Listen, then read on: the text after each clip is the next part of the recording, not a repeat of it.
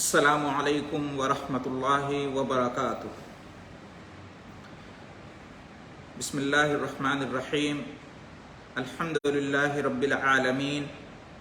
والصلاة والسلام علی اشرف الانبیاء والمرسلین وعلی آلہ واصحابہ اجمعین والتابعین لہم باحسان الی یوم الدین، اما بعد۔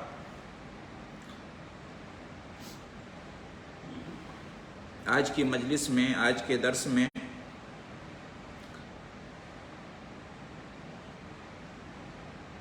اگر اللہ نے چاہا تو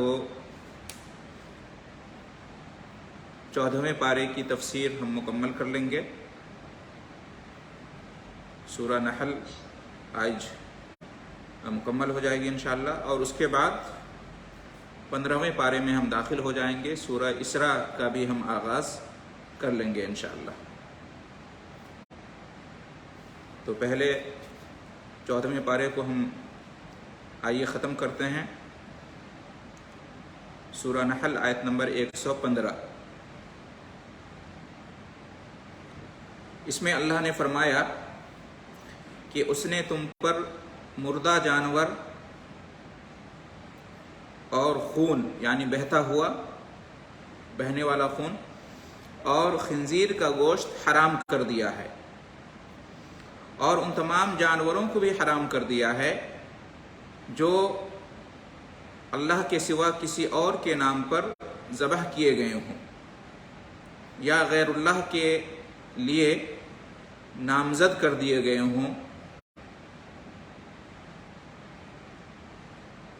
مردہ جانور سے مراد وہ جانور جسے ذبح نہ کیا گیا ہو،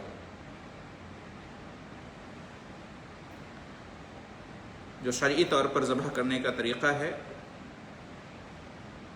اس طریقے سے ذبح نہ کیا گیا ہو، خود سے مر گیا ہو یا کسی اور طریقے سے اسے مارا گیا ہو یا ذبح کیا گیا ہو، تو یہ حرام ہے۔ اسی طریقے سے جب ہم جانور ذبح کرتے ہیں تو اس میں اس سے جو خون نکلتا ہے، جو خون بہہ کر نکلتا ہے، وہ خون بھی حرام ہے۔ اور خنزیر کا گوشت اور وہ تمام جانور بھی حرام ہیں جو غیر اللہ کے نام پر ذبح کیے جائیں یا غیر اللہ کے نام پر چھوڑ دیے جائیں، یہ سب حرام ہیں۔ غیر اللہ کے لیے جانوروں کو نامزد کرنا یا چھوڑ دینا، اس کی کئی صورتیں ہیں۔ ایک یہ ہے کہ غیر اللہ کا تقرب حاصل کرنے کے لیے، ان کی رضا، ان کی قربت، ان کی نزدیکی اور ان کی خوشنودی کے لیے جانور ذبح کیا جائے، اور ذبح کرتے وقت نام بھی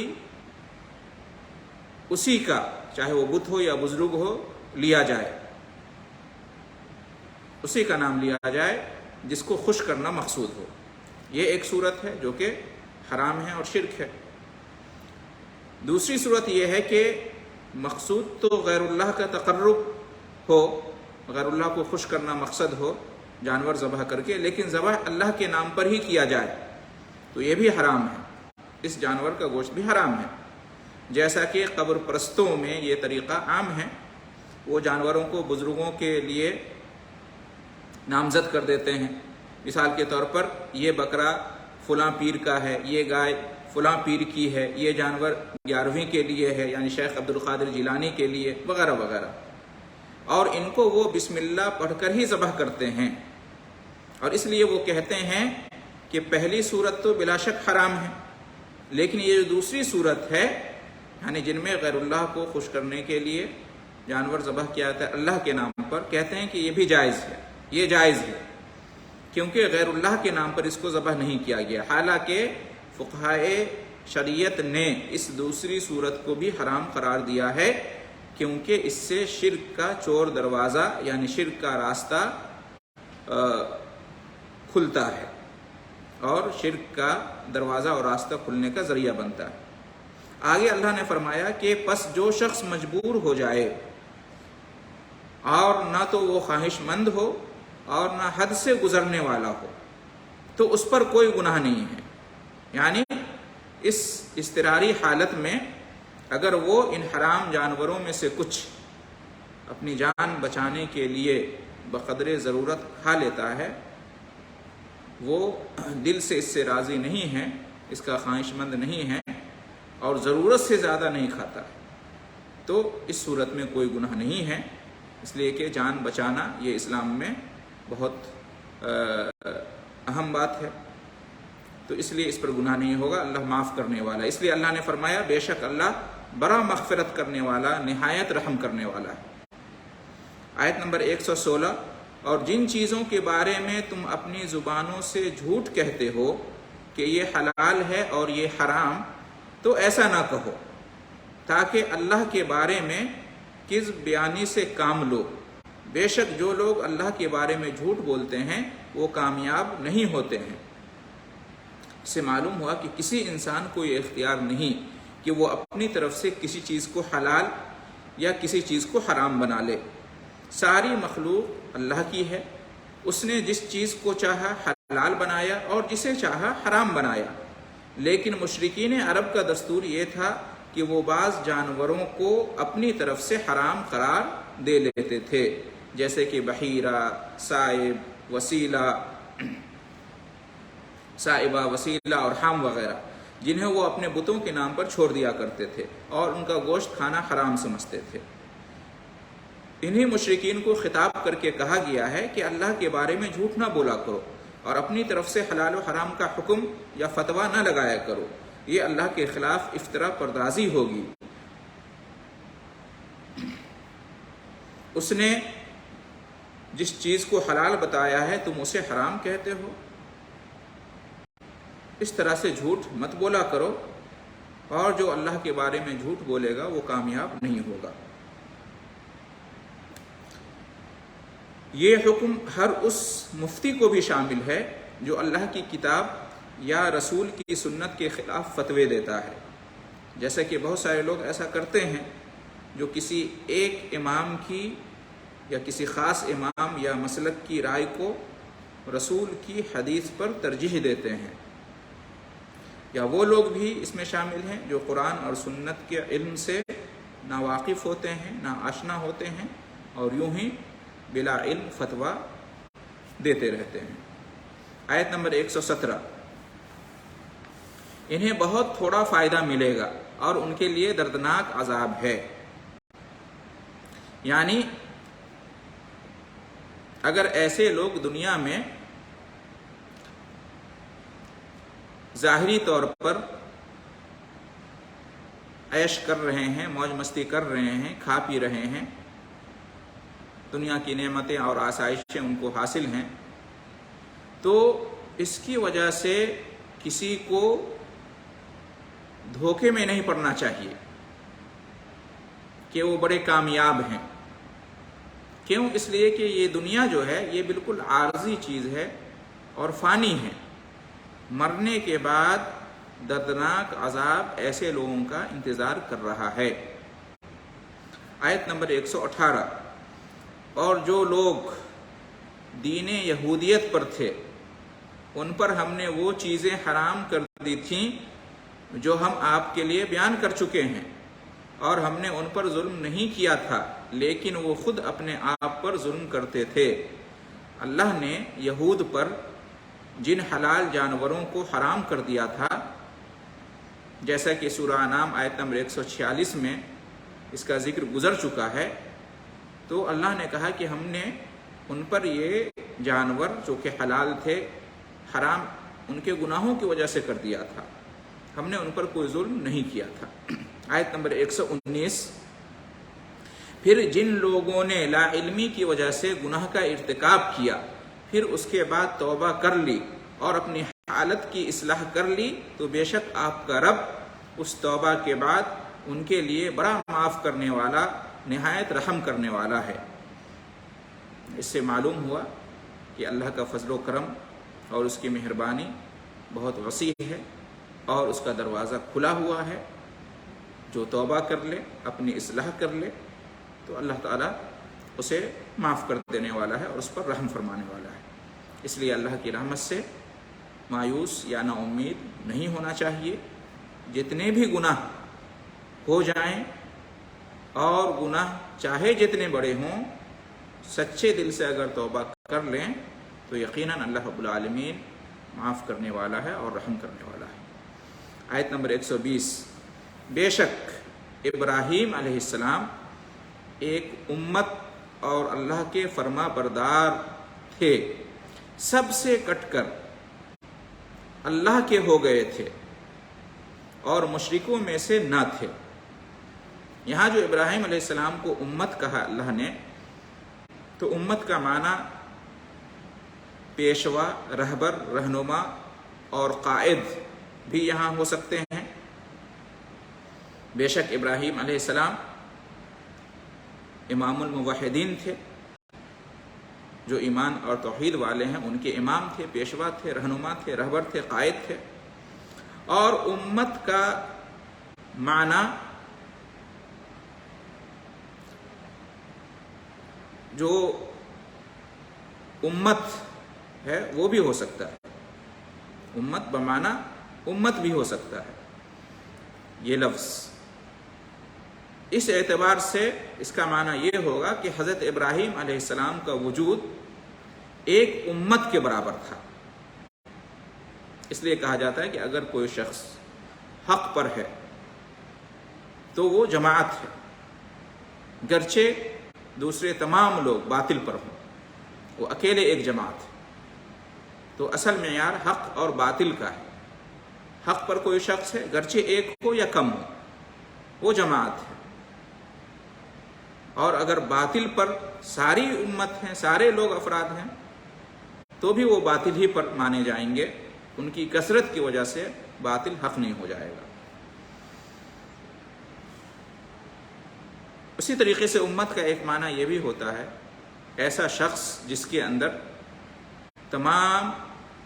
خیر و بھلائی کے جو اوصاف حمیدہ ہیں، اچھے اوصاف ہیں، وہ جمع ہو جائیں۔ تو بے شک ابراہیم علیہ السلام اس کے بھی مصداق تھے، تمام اوصاف حمیدہ ان کی شخصیت میں پائے جاتے تھے۔ تو اس لیے اللہ رب العالمین نے ابراہیم علیہ السلام کو ایک امت کہا۔ تمام معانی درست ہو سکتے ہیں۔ اس آیت میں مشرکین مکہ اور یہود و نصارہ سب پر ایک طرح سے رد کیا گیا ہے، جو یہ دعویٰ کیا کرتے تھے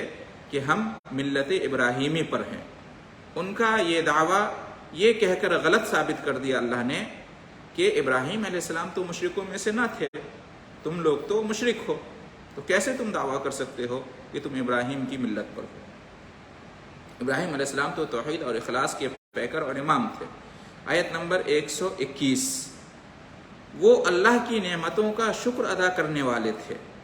اللہ نے انہیں چن لیا تھا اور ہدایت کے راستے پر انہیں ڈال دیا تھا۔ ابراہیم علیہ السلام کے بارے میں کہا جا رہا ہے کہ آپ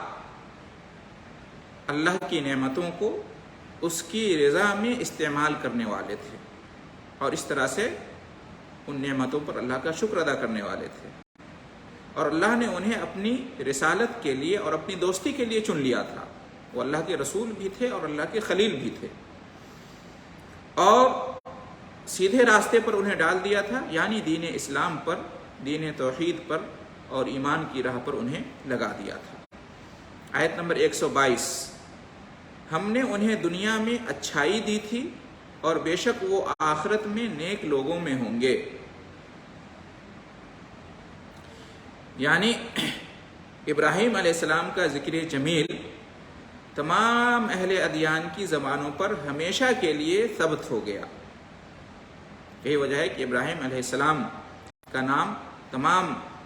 ادیان سماویہ والے لیتے ہیں اور ان کا اکرام کرتے ہیں اور ادب و احترام کے ساتھ ان کے ساتھ پیش آتے ہیں۔ تو اس لیے اللہ نے کہا کہ ہم نے دنیا میں انہیں اچھائی دی تھی، یعنی دنیا میں ان کا ذکر خیر، ذکر جمیل ہمیشہ کے لیے کر دیا،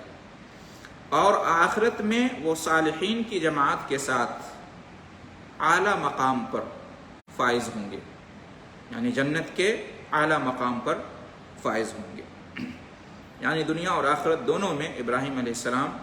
سرخرو ہوئے، اللہ تعالیٰ نے انہیں سرخرو بنایا۔ آیت نمبر 123، 1 2 3، پھر ہم نے آپ پر وحی نازل کی کہ آپ ملت ابراہیمی کی پیروی کریں، جو سب سے کٹ کر یکسو ہو کر اللہ کے ہو گئے تھے اور وہ مشرکوں میں سے نہ تھے۔ حالانکہ نبی کریم صلی اللہ علیہ وسلم کی شان سب سے عظیم ہے اور آپ قدر و منزلت میں تمام نبیوں اور رسولوں سے اوپر ہیں، باوجود اس کے اللہ تعالیٰ نے آپ کو حکم دیا کہ ابراہیم علیہ السلام کی ملت کی پیروی کریں۔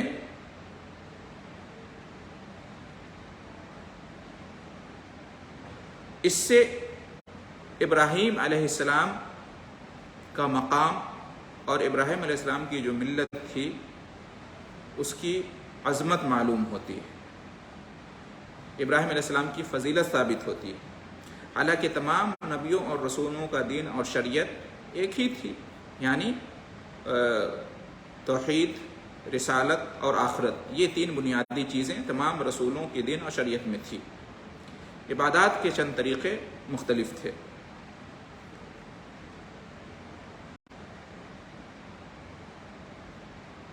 آخر میں اللہ نے فرمایا کہ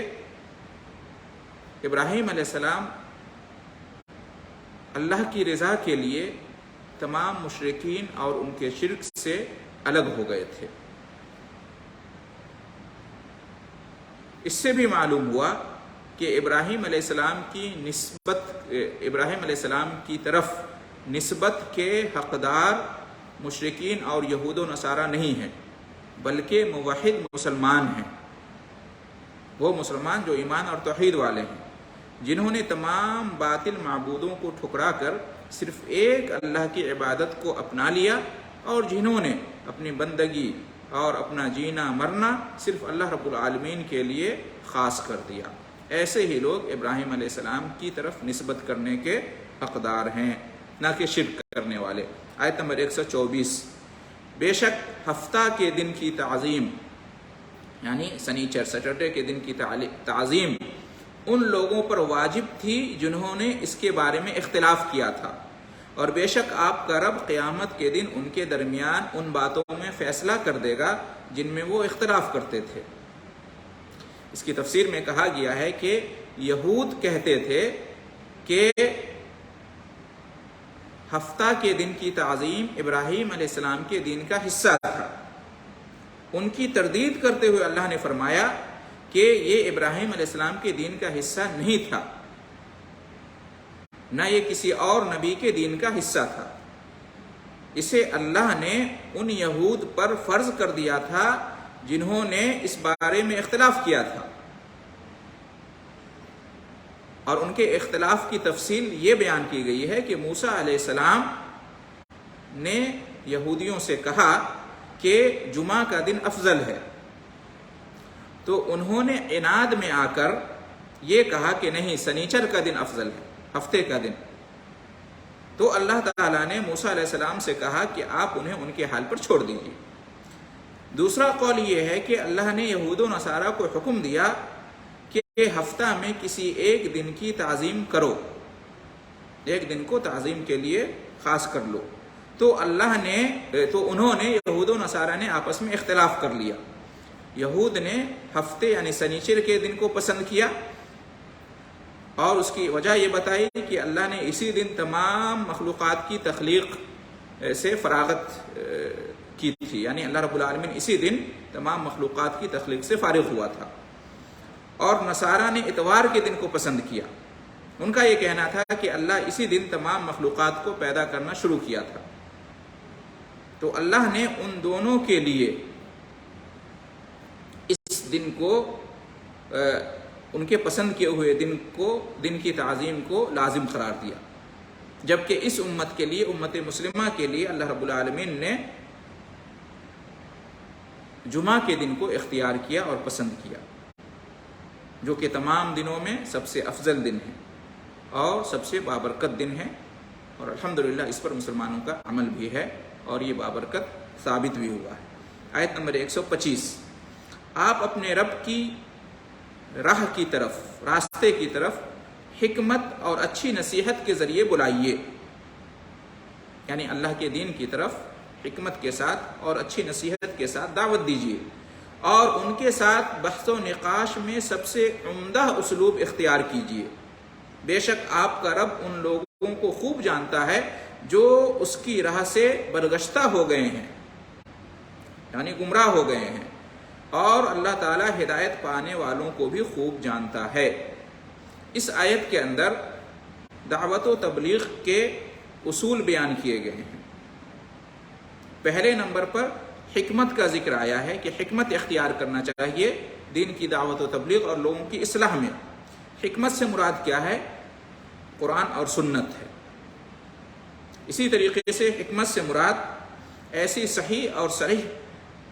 بات ہے جو حق کو بالکل واضح کر دے اور ہر شک اور شبہ کو دور کر دے۔ اسی طریقے سے حکمت میں یہ بھی داخل ہے کہ جس کو آپ دعوت دے رہے ہیں، جس کی آپ اصلاح کرنا چاہتے ہیں، جن کو آپ دین کی طرف بلا رہے ہیں، ہدایت کی طرف آپ انہیں لانا چاہ رہے ہیں، تو ان کے لیول کے مطابق ان سے بات کیجیے اور انہیں دعوت دیجیے ان کی سمجھ کے مطابق، اور ان کا جو مقام ہے ان کے مقام کو ملحوظ رکھیے۔ ہر کسی کے ساتھ ایک طرح سے بات نہیں کر سکتے۔ کچھ پڑھے لکھے لوگ ہوتے ہیں تو کچھ لوگ جاہل ہوتے ہیں، کچھ لوگ مالدار ہوتے ہیں تو کچھ لوگ غریب ہوتے ہیں، تو کچھ لوگ اسی طرح سے الگ الگ ہوتے ہیں، ڈاکٹر ہوتے ہیں، انجینئر ہوتے ہیں، پروفیسر ہوتے ہیں، اور کچھ لوگ عام ہوتے ہیں۔ تو سب کے ساتھ بات کرنے کا سلیقہ اور طریقہ الگ ہونا چاہیے۔ دعوت و تبلیغ میں بھی اس طرح کی حکمت اپنانی چاہیے تاکہ بات ان تک اچھی طرح سے پہنچ سکے، یہ مقصد ہونا چاہیے۔ دوسرے نمبر پر اچھی نصیحت کا ذکر آیا ہے۔ اچھی نصیحت سے مراد کیا ہے؟ اچھی گفتگو، اچھے طریقے سے بات چیت، یعنی ایسی گفتگو کی جائے کہ ان کے اندر رغبت اور شوق پیدا ہو، اور اسی طریقے سے اس طرح سے بھی بات چیت کی جائے کہ ان کے اندر ڈر اور خوف بھی پیدا ہو، اللہ کی محبت بھی ان کے دل میں گھر کرے، اور اللہ نے جو جنت اور اس کی جو نعمتیں تیار کر رکھی ان کی طرف راغب ہو، خواہش پیدا ہو، اور نافرمانی کی صورت میں اللہ نے جہنم اور اس کا عذاب جو تیار کر رکھا اس کا ڈر اور خوف بھی ہو۔ مطلب یہ ہے کہ اس میں عام لوگوں کو کبھی ترغیب کے اسلوب سے اور کبھی ترہیب کے اسلوب سے دین کی بات پہنچائی جائے۔ تیسرے نمبر پر جدال باللتی ہی احسن، اچھا اسلوب اختیار کرنے کا حکم دیا گیا ہے کہ اگر بحث کی نوبت آ جائے، ڈسکس کرنا ہو، مکالمہ کرنا ہو، مناظرہ کرنا ہو، مناقشہ کرنا ہو، سامنے والا اپنی دلیلیں دے رہا ہو، شکوک اور شبہات پیش کر رہا ہو، تو ان کے ساتھ اچھا اسلوب اختیار کریں۔ آپ بھی ان کے ساتھ بحث کریں، نقاش کریں، ان کے سوالات کا جواب دیں، ان کے شکوک اور شبہات کو دور کریں، لیکن عمدہ ترین اسلوب کے ساتھ، بہترین طریقے سے۔ یہ کہا گیا ہے جدال باللتی ہی احسن۔ اگر داعی اور مبلغ کا واسطہ کبھی سخت اور جھگڑالو مخالف سے پڑ جائے تو اس کے سامنے حق کو بیان کرنے کے لیے مناظرانہ اسلوب اختیار کرنا پڑے تو کرنا چاہیے، لیکن نرمی کے ساتھ۔ اس سے ہو سکتا ہے کہ اس کا دل نرم پڑ جائے اور اس کا شک اور شبہ دور ہو جائے اور وہ حق کو قبول کرنے پر آمادہ ہو جائے۔ اس لیے اللہ نے فرمایا کہ اگر کوئی شخص حق کی دعوت کو قبول نہیں کرتا ہے تو آپ پریشان نہ ہوں، اس لیے کہ ہدایت دینا آپ کا کام نہیں ہے۔ اللہ زیادہ جانتا ہے کہ گمراہی پر کون ہوگا اور کون ہدایت کو قبول کرے گا، اور وہ قیامت کے دن ہر ایک کو اس کی ہدایت یا گمراہی کے مطابق بدلہ دے گا۔ آیت نمبر 126، اور اگر تم اپنے دشمنوں سے بدلہ لینا چاہو، انتقام لینا چاہو، تو اتنا ہی بدلہ لو، اتنا ہی انتقام لو جتنا صدمہ تمہیں پہنچایا گیا ہو، جتنی تکلیف، جتنی بدسلوکی تمہارے ساتھ کی گئی ہو۔ اور اگر تم بدلہ اور انتقام لینے پر قدرت اور طاقت رکھنے کے باوجود صبر کرو گے تو جان لو کہ ایسا کرنا صبر کرنے والوں کے لیے بہت اچھی بات ہے۔ اس میں دشمنوں سے بدلہ اور انتقام لینے کی اجازت دی گئی ہے۔ دشمنوں سے انتقام اور بدلہ لیا جا سکتا ہے، بس شرط یہ ہے کہ اس میں زیادتی نہیں ہونی چاہیے اور ناانصافی نہیں ہونی چاہیے، ورنہ یہ خود ظلم ہو جائے گا۔ لیکن اگر معاف کر دیں اور صبر اختیار کریں، عفو درگزر سے کام لیں، تو یہ اور زیادہ بہتر ہے۔ انتقام لینے اور بدلہ لینے سے زیادہ بہتر یہ ہے کہ معاف کر دیں اور صبر کر لیں، یہ زیادہ بہتر ہے۔ یہ بات اس آیت میں کہی گئی ہے۔ چنانچہ آپ دیکھیں گے کہ نبی کریم صلی اللہ علیہ وسلم نے اور صحابہ کرام نے عام طور سے یہی طریقہ اختیار کیا۔ فتح مکہ کے موقع پر جو جانی دشمن تھے ان کو بھی معاف کر دیا، حالانکہ ان سے انتقام لینے پر قادر تھے۔ آیت نمبر 127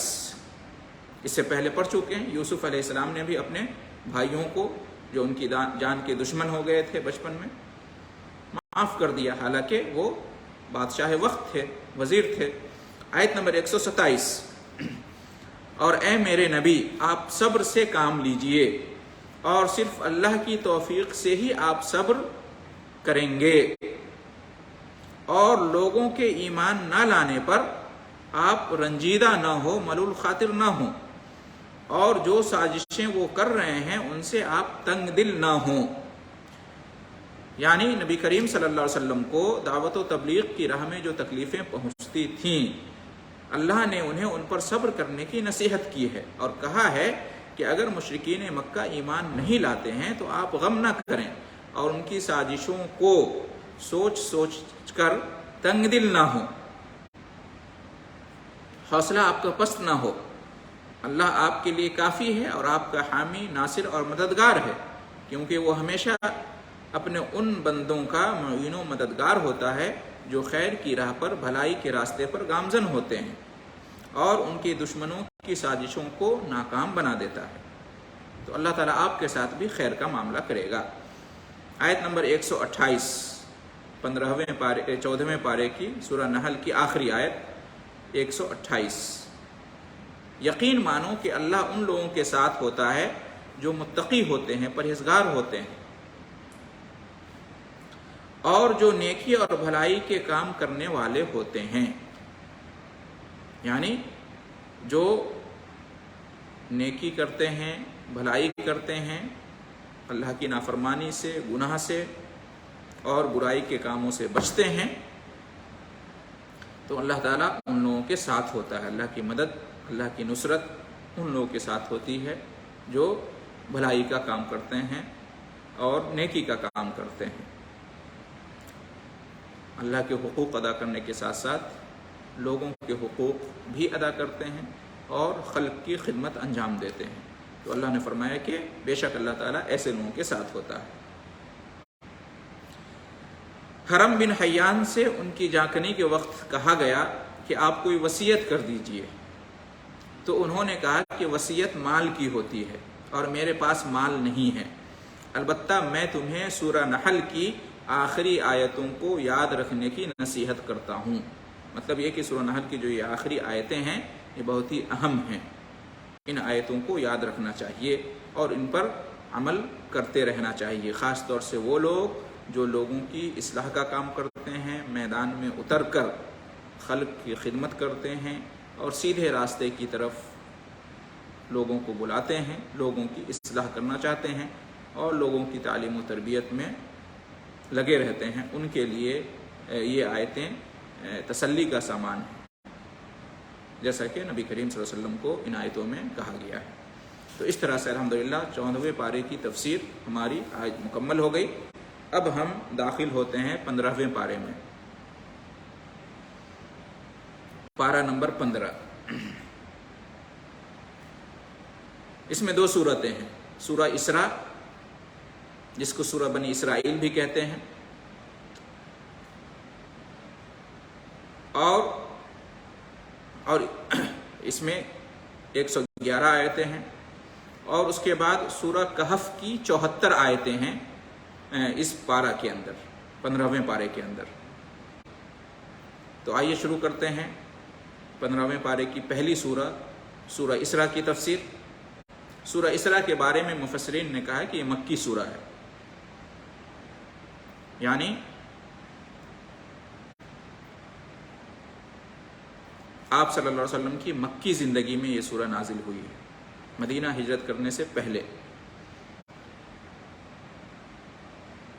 حدیث میں آتا ہے کہ رسول صلی اللہ علیہ وسلم ہر رات، روزانہ رات کو بستر پر جانے سے پہلے، سونے سے پہلے سورہ اسراء اور سورہ زمر کی تلاوت کیا کرتے تھے۔ اس سے اس سورہ کی اہمیت معلوم ہوتی ہے، سورہ اسراء کی، سورہ بنی اسرائیل کی۔ پہلی آیت نمبر 1 سورہ اسراء کی یا سورہ بنی اسرائیل کی: ہر نقص اور عیب سے پاک ہے وہ اللہ جو اپنے بندے یعنی محمد صلی اللہ علیہ وسلم کو رات کے وقت مسجد حرام سے اس مسجد اقصیٰ تک لے گیا جس کے آس پاس ہم نے برکتیں دے رکھی ہیں، تاکہ ہم انہیں اپنی نشانیاں دکھائیں، بے شک وہ خوب سننے والا، خوب دیکھنے والا ہے۔ اس آیت میں اللہ کی عظمت کا بیان ہے کہ وہ ایسی چیزوں پر قادر ہے جس پر کوئی دوسرا قادر نہیں، اور اس کی ایک مثال، اس کا ایک مظہر یہ اسراء اور معراج کا واقعہ ہے کہ اللہ تعالیٰ اپنے بندے اور رسول محمد صلی اللہ علیہ وسلم کو رات کے صرف ایک پہر میں مسجد حرام سے، جو کہ مکہ مکرمہ میں واقع ہے، مسجد اقصیٰ تک، جو کہ بیت المقدس فلسطین میں واقع ہے، وہاں تک لے گیا، جبکہ یہی مسافت عام حالات میں ایک مسافر 40 راتوں میں طے کیا کرتا تھا۔ تو اس سے معلوم ہوا کہ اللہ کے نزدیک، لوگوں کے نزدیک ظاہری اسباب کے اعتبار سے اسراء اور معراج کا واقعہ چاہے کتنا بھی محال نظر آتا ہو، اللہ کے لیے کوئی مشکل نہیں، اس لیے کہ اللہ تعالیٰ اسباب کا پابند نہیں ہے، وہ لفظ کن سے پلک جھپکتے ہی جو چاہے کر سکتا ہے۔ اس لیے شروع ہی میں کہا کہ پاک ہے وہ جو اپنے بندے کو لے گیا، یعنی اللہ تعالیٰ کی ذات ہر نقص سے، ہر عیب سے، ہر کمی سے پاک ہے۔ اللہ تعالیٰ جو چاہے کر سکتا ہے، اور اللہ رب العالمین نے اپنی قدرت سے اتنا بڑا معجزہ کر دکھایا۔ مسجد اقصیٰ کے ارد گرد اللہ نے دین اور دنیا کی بہت سی برکتیں رکھی ہیں، جن کی طرف یہاں اشارہ کیا گیا ہے۔ چنانچہ مسجد اقصیٰ اور بیت المقدس جو ہے، وہاں بڑے بڑے اولو العزم انبیاء مبعوث ہوئے اور ان کا مولد اور مسکن رہا، بہت سے اولیاء اور صالحین کا وہ مسکن رہا ہے، پورا جو فلسطین کا علاقہ ہے، بلکہ پورا جو سرزمین شام ہے، ملک شام، جس میں موجودہ فلسطین، اسرائیل اور آس پاس کے بہت سارے علاقے اور دیگر ممالک بھی شامل ہیں۔ بہت ہی بابرکت سرزمین ہے، بہت ہی بابرکت علاقہ ہے یہ۔ وہاں قدرتی نہریں بھی بہتی ہیں، انواع و اقسام کے پھل اور کھانے کی چیزیں بھی بہت پیدا ہوتی ہیں۔ اسراء اور معراج کا مقصد اس آیت میں یہ بیان کیا گیا ہے کہ اللہ نے اپنے بندے اور رسول کو اپنی عظیم نشانیاں، معجزات اور عجائبات کا مشاہدہ کرانا چاہا۔ جو عظیم نشانیاں آپ صلی اللہ علیہ وسلم کو دکھائی گئیں، وہ اس اسراء اور معراج کے واقعے میں بہت ساری ہیں، جیسے کہ آپ صلی اللہ علیہ وسلم کے دل کو سفر سے پہلے، اسراء اور معراج پر لے جانے سے پہلے آب زمزم سے دھویا گیا، یعنی سینہ چاک کر کے دل نکالا گیا اور اس کو زمزم سے دھویا گیا، اور ایمان اور حکمت سے اس کو بھر دیا گیا۔ یہ بھی اپنے آپ میں ایک معجزہ تھا۔ اسی طریقے سے رات کے صرف ایک پہر میں اتنی لمبی مسافت کا سفر طے کرنا، اسی طریقے سے بیت المقدس اور مسجد اقصیٰ کا مشاہدہ کرنا، تمام انبیاء کو آپ کے سامنے لایا جانا اور آپ صلی اللہ علیہ وسلم کا ان کو نماز پڑھانا، آپ کی امامت میں ان سب کا نماز پڑھنا، اسی طریقے سے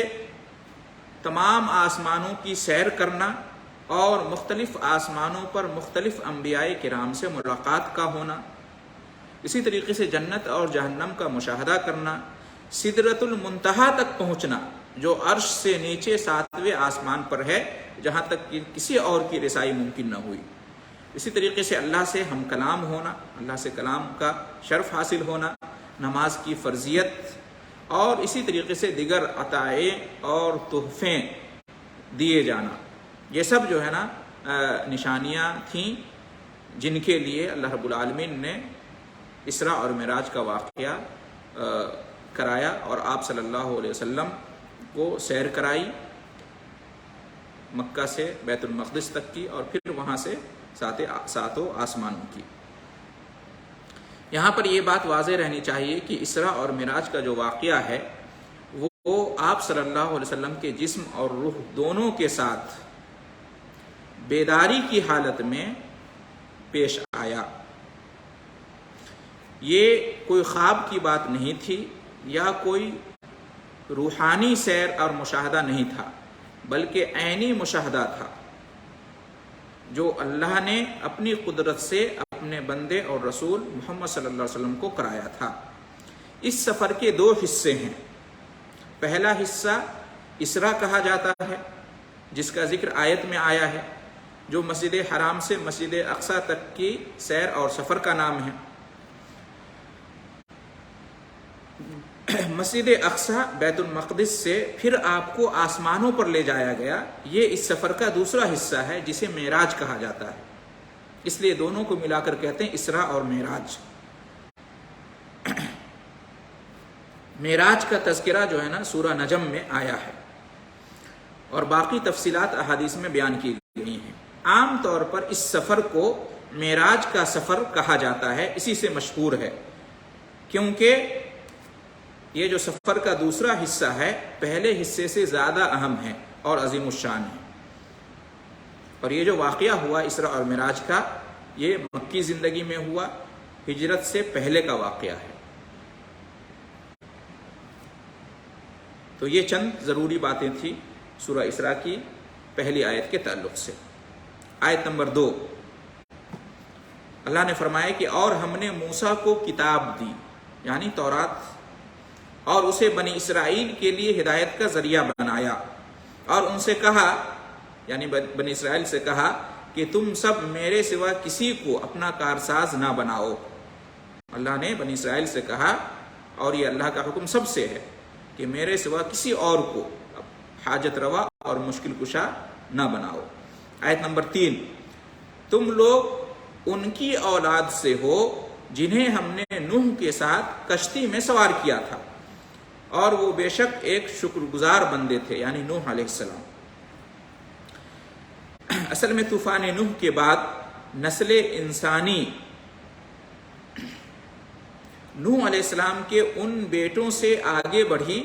جو کشتی نوح میں سوار ہوئے تھے اور طوفان سے بچ گئے تھے۔ آیت میں اللہ نے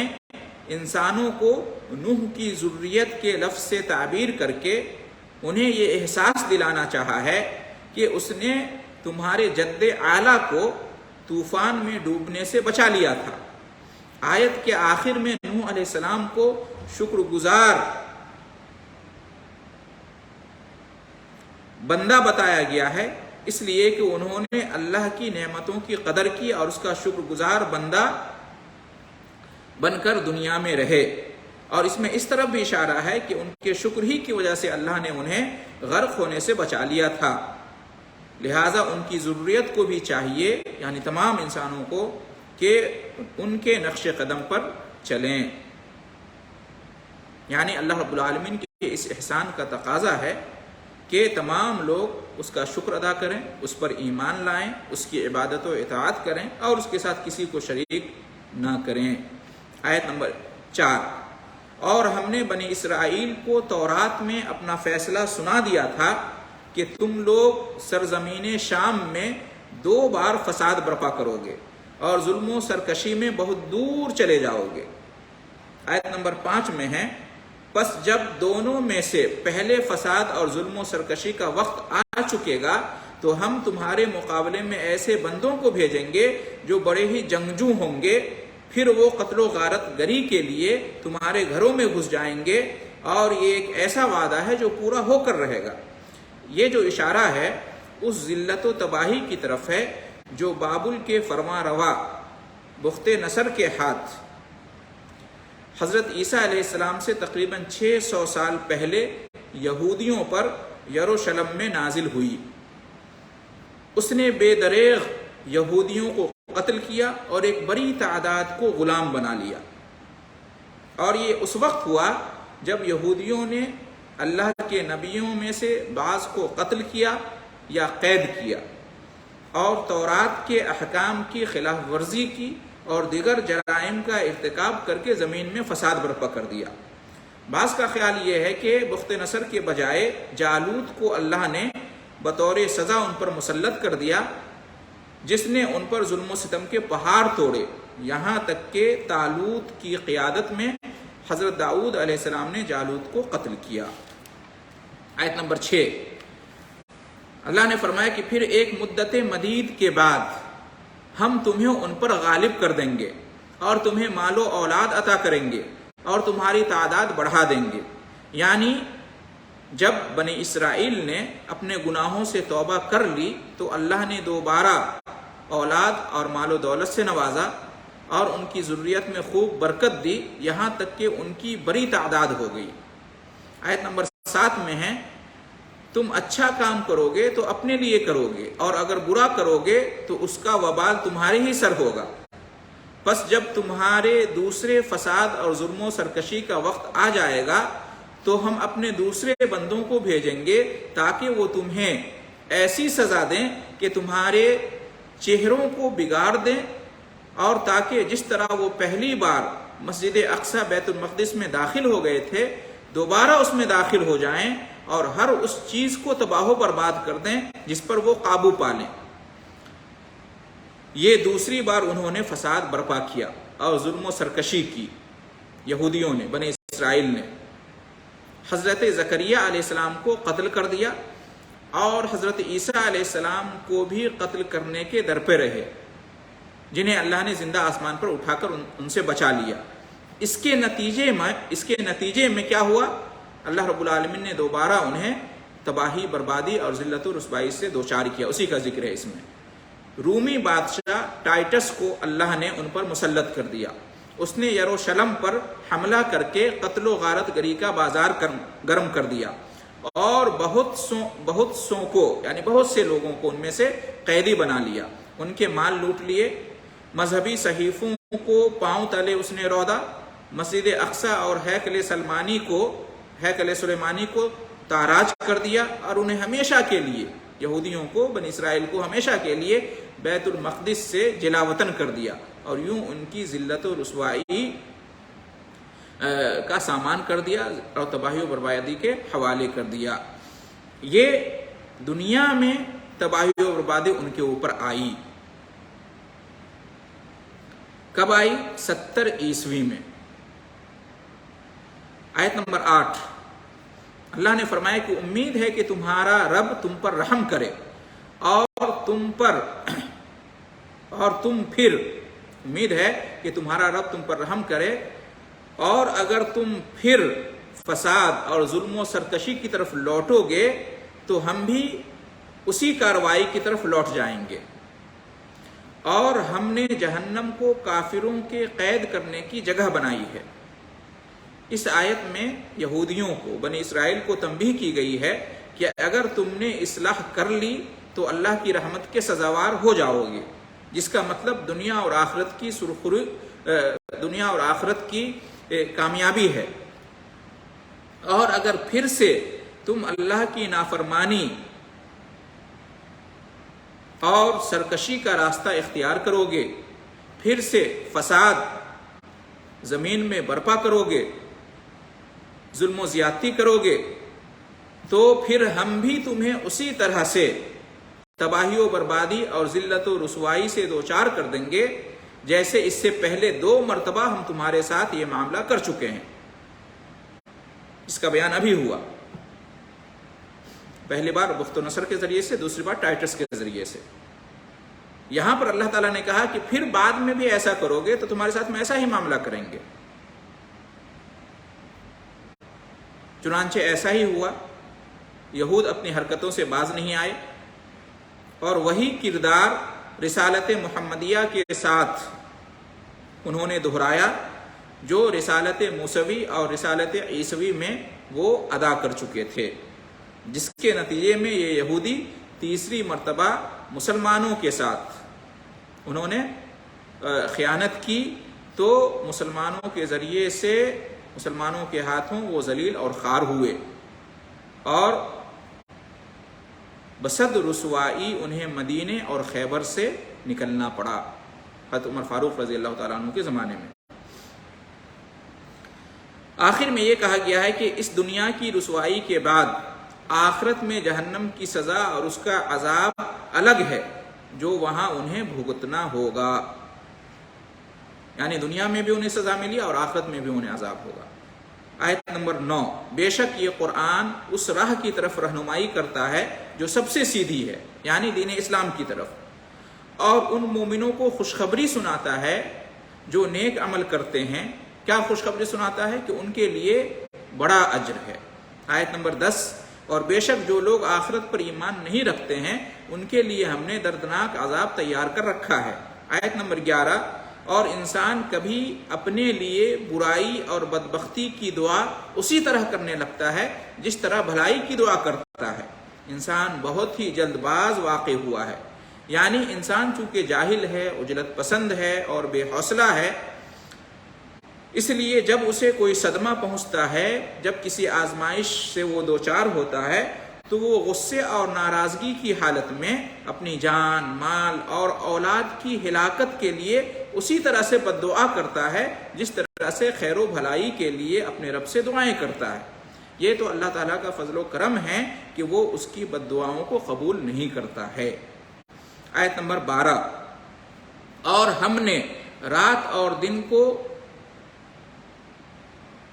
2 نشانیاں بنائی ہیں، بس ہم رات کی نشانی کو مٹا دیتے ہیں یعنی بے نور کر دیتے ہیں، اور دن کی نشانی کو روشن بنا دیتے ہیں تاکہ تم اپنے رب کی پیدا کردہ روزی حاصل کرو، تاکہ تم سالوں کی تعداد اور دوسرے حسابات معلوم کرو، اور ہم نے قرآن میں ہر چیز تفصیل کے ساتھ بیان کر دی ہے۔ اس آیت میں، آیت نمبر 12 میں، اللہ نے اپنی بعض نشانیوں کا ذکر کرتے ہوئے لوگوں کو فکر و نظر کی دعوت دی ہے کہ اس کی وحدانیت پر ایمان لے آئیں اور رسول صلی اللہ علیہ وسلم کی رسالت کی تصدیق کر کے اور آخرت پر یقین رکھ کر دین اسلام میں داخل ہو جائیں۔ رات اور دن کی ہیئت، ان کا ایک دوسرے کے پیچھے آنا اور چھوٹا بڑا ہونا 2 ایسی نشانیاں ہیں جو اس بات پر دلالت کرتی ہیں کہ ان کا اور پوری کائنات کا ایک خالق ہے جو بڑی حکمتوں والا ہے۔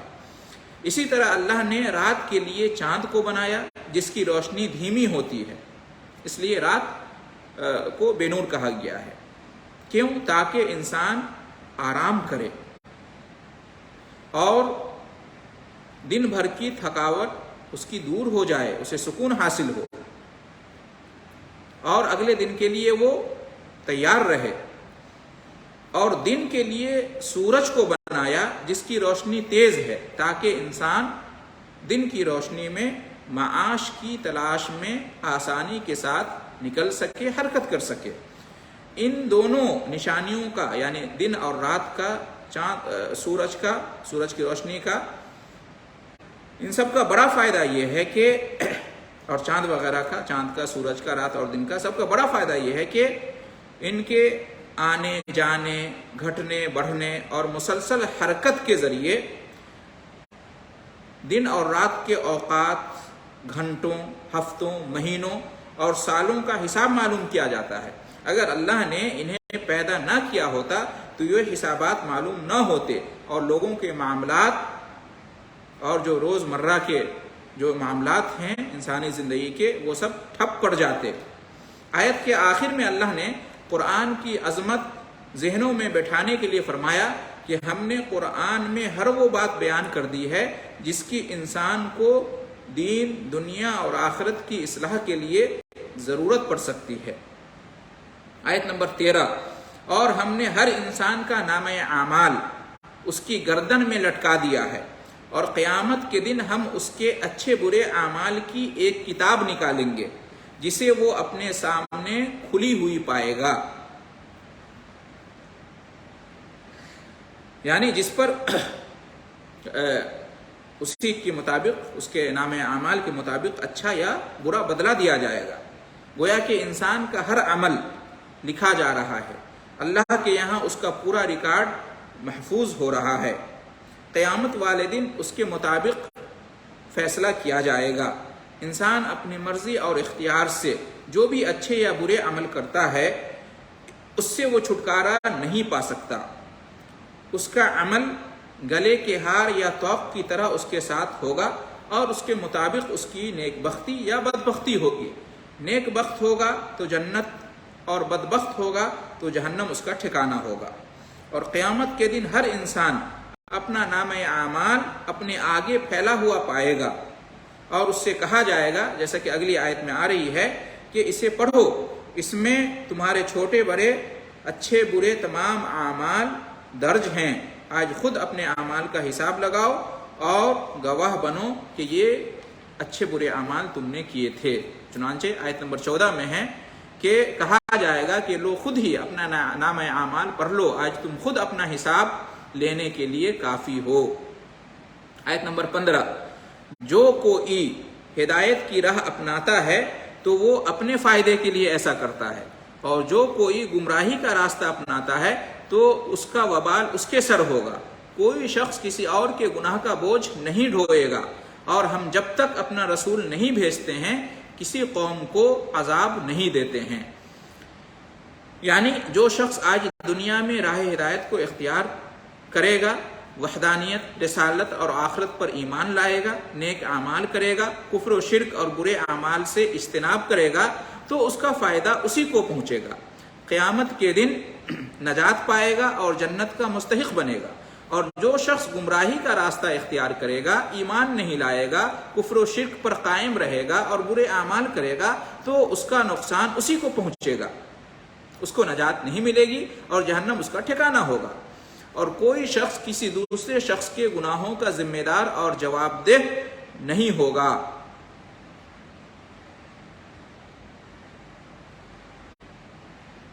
البتہ جو شخص خود گمراہ ہونے کے ساتھ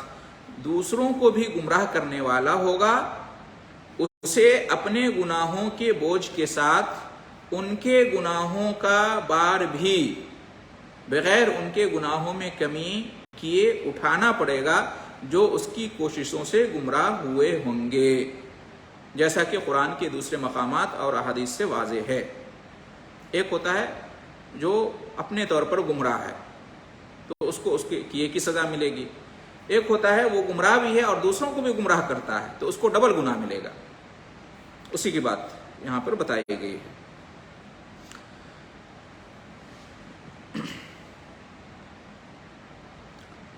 دوسروں کے گناہ میں کمی کیے بغیر گمراہ کرنے والوں کو بھی گناہ ہوگا، یہ اس لیے کہ یہ جو گناہوں کا بار ہوگا دوسروں کو گمراہ کر کے اس نے خود کمایا ہوگا۔ آیت کے آخر میں اللہ نے انسانوں کے لیے اپنا فضل و کرم اور عدل و انصاف بیان کیا ہے کہ وہ کبھی بھی کسی قوم کو اپنا رسول بھیجنے سے پہلے یا کسی فرد کو اپنا پیغام پہنچانے سے پہلے عذاب نہیں دیتا۔ جب وہ اپنا رسول بھیج دیتا ہے، اپنا پیغام پہنچا دیتا ہے اور اس طرح سے حق اور باطل کو ان کے سامنے بیان کر دیتا ہے اور پھر بھی ایمان نہیں لاتے لوگ، تو ان پر اپنا عذاب اللہ چاہتا ہے تو نازل کرتا ہے۔ آخرت کا بھی یہی معاملہ ہے۔ اللہ جب تک کسی پر اپنا رسول بھیج کر یا پیغام پہنچا کر اپنی حجت تمام نہیں کر دیتا، آخرت میں اسے عذاب نہیں دے گا۔ البتہ اس کا فیصلہ کہ کس قوم یا فرد تک اس کا پیغام پہنچا یا نہیں پہنچا، قیامت والے دن اللہ خود فرمائے گا، اور وہاں کسی کے ساتھ ظلم و انصافی نہیں ہوگی۔ چونکہ اذان کا وقت ہونے ہی والا ہے، 1 منٹ باقی ہے، اس لیے آج کا درس یہیں پر روکا جا رہا ہے۔ دعا ہے اللہ رب العالمین سے کہ ہم تمام جو درس میں مشارکین ہیں، شرکت کر رہے ہیں، اور جن تک یہ درس پہنچے ان کو اس سے استفادہ کرنے کی توفیق عطا فرمائے، قرآن سمجھنے اور قرآن میں غور و فکر کرنے اور قرآن کی تعلیمات پر عمل کرنے اور دوسروں تک پہنچانے کی ہم سب کو توفیق بخشے، اور اس کے صلے میں دنیا اور آخرت کی تمام برکتوں اور سعادتوں سے نوازے، آمین۔ وآخر دعوانا ان الحمد للہ رب العالمین وجزاکم اللہ خیر الجزاء۔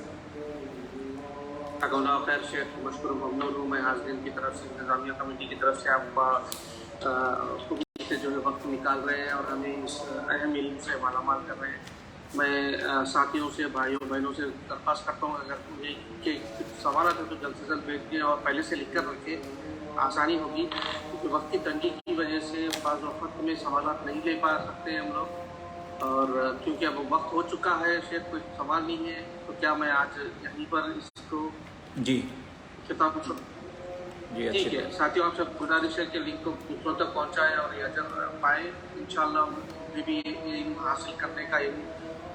اور قرآن کی تفسیر کا جو موقع ہے وہ ملے انہیں بھی، اور اپنے دیگر حضرات کو بھی بھیجیں، دوستوں کو بھی بھیجیں، اور ایک آدھ میسیج انہیں اپنی سے لکھ کر بھیجیں کہ اردو میں ہے، انہی کے لیے کیا جا رہا ہے یہ انتظام، تاکہ وہ شامل ہو جائے۔ اور میں انشاءاللہ شیخ اگر وقت میں کچھ ترمیم کرنی چاہیے یا سیم وقت رہنا؟ نہیں، ٹھیک ہے، مغرب سے عشاء ٹھیک ہے،